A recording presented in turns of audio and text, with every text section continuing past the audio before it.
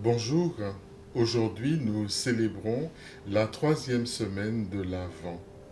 C'est le dimanche dit rose, le dimanche de l'attente, le dimanche de la joie. Nous souhaitons poursuivre notre montée vers le mystère de Noël et espérer sa présence. La joie que la parole de Dieu nous donne, eh bien, n'a jamais été un confinement.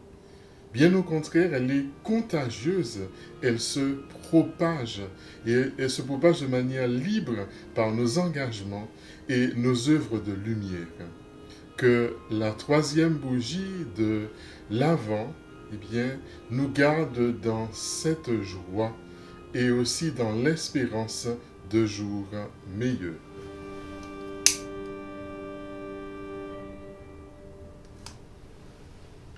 Avec cette troisième semaine de l'Avent, mes chers amis, ce troisième dimanche, eh bien nous sommes invités, c'est vrai, à entrer dans la joie.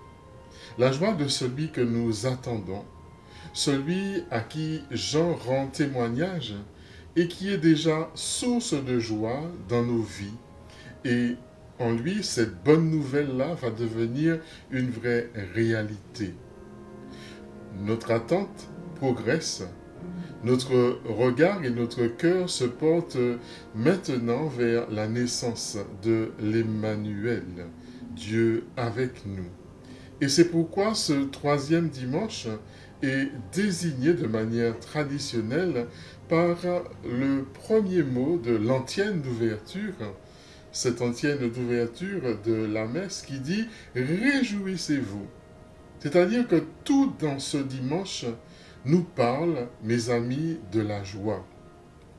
L'évangile de Jean concentre toute notre attention sur le rôle de ce témoin qui est Jean le Baptiste, et d'après l'évangile, une délégation officielle de haute autorité, de hauts fonctionnaires juifs, eh bien, viennent faire une enquête auprès de Jean, et deux questions qui lui sont posées.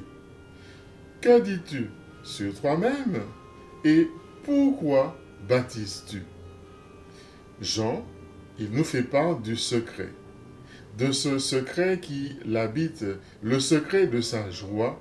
Et quel est le secret de sa joie? Je suis la voix de celui qui crie au milieu du désert, redressez le chemin du Seigneur. Il faut qu'il croisse et que moi, je diminue, dit-il.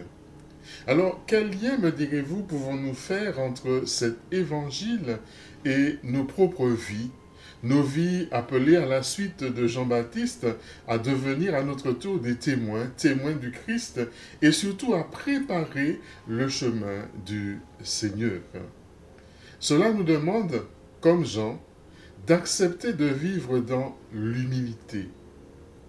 C'est-à-dire, d'une certaine manière, de nous oublier nous-mêmes pour nous tourner un peu plus davantage vers les autres, ceux que le Seigneur place sur notre route. Alors, comment mettre concrètement en pratique cette invitation que l'Évangile nous soumet en ce troisième dimanche de l'Avent? Eh bien, il est encore temps de poser un geste de partage. Ça peut être auprès d'une famille qui est dans le besoin, une famille de notre milieu. Ça peut être peut-être, par exemple, de participer à toutes ces opérations qu'il y a, un peu opération 1000 cadeaux pour offrir peut-être encore un don à une famille, qui a un panier par exemple de Noël, par exemple le Secours catholique. Ça peut devenir vraiment pour nous une source de joie.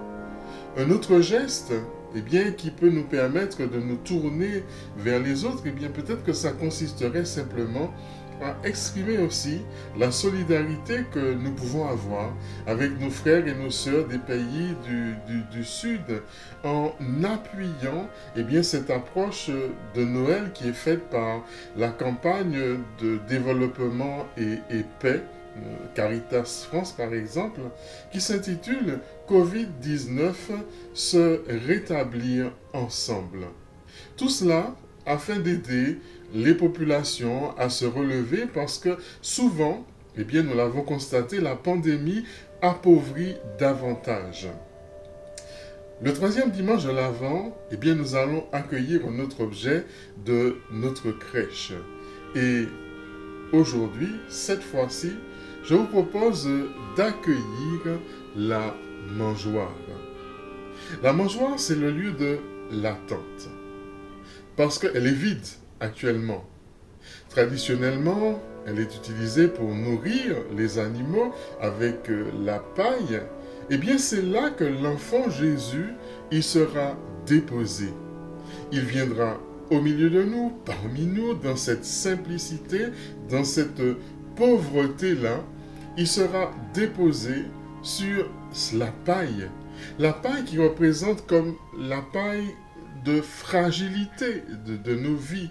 Il se donnera ainsi en nourriture, parce que la mangeoire, eh bien, nous rappelle cette importance-là de vivre cette solidarité-là aussi avec nos frères et sœurs, particulièrement ceux-ci, et d'ailleurs qui ont faim. Et les faims, nous le savons, elles sont nombreuses, matérielles, spirituelles, pour que toutes ces faims soient véritablement comblées.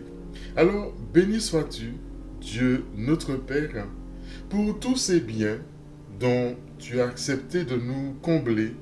Merci pour ta miséricorde.